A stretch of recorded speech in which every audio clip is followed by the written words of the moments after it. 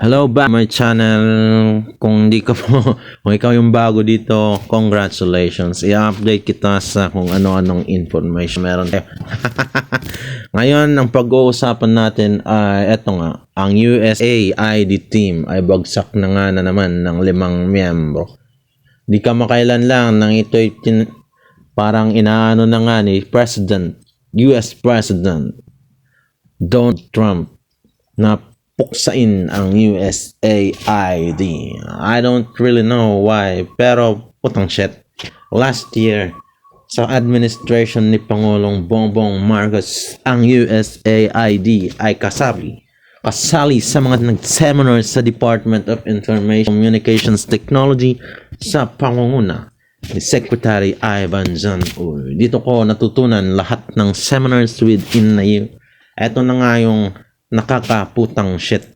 Dahil sa pangunguna nila, may natutunan tayo na wala pa.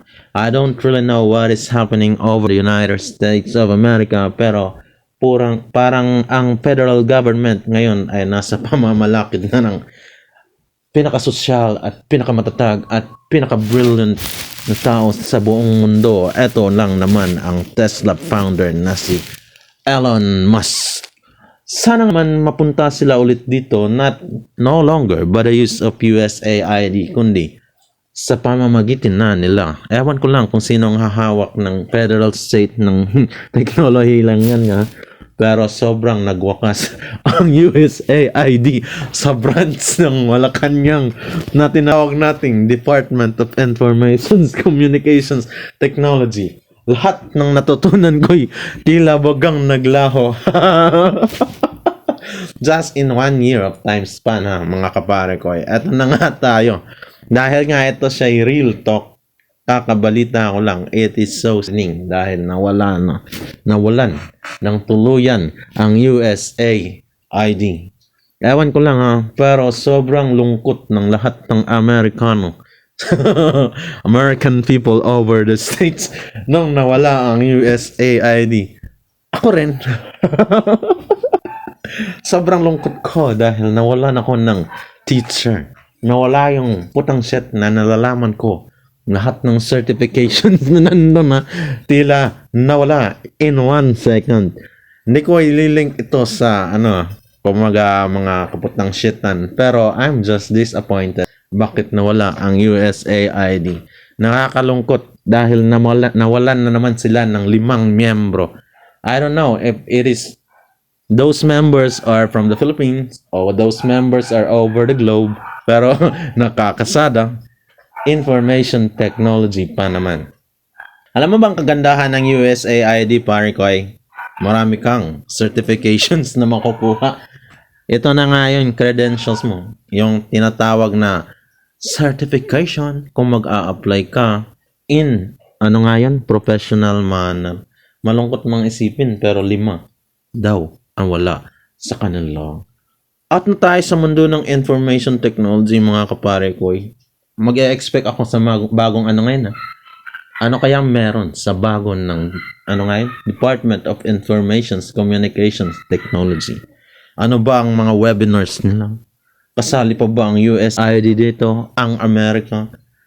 Mayroon pa ba tayong makukuhang mga impormasyon na legit sa tulong ni President Donald Trump?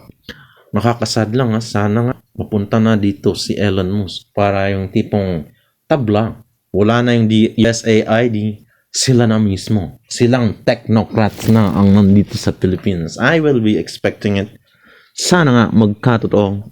Out na ako sa 5 minutes ko. Gumagawa lang ako ng reels. Ito na yung reels na may real talk. Saka na ako tungkol sa mga nangyari-yari ngayon. Pero in fairness an update lang. Kamakailan lang pumunta si Elon Musk sa Pentagon ng federal government in the United States of America. I don't really know, but technocrats are more on technologies. They're no longer working on the same level like before 90s, 80s. They're more on modern way of technology. It is Tesla. Who knows?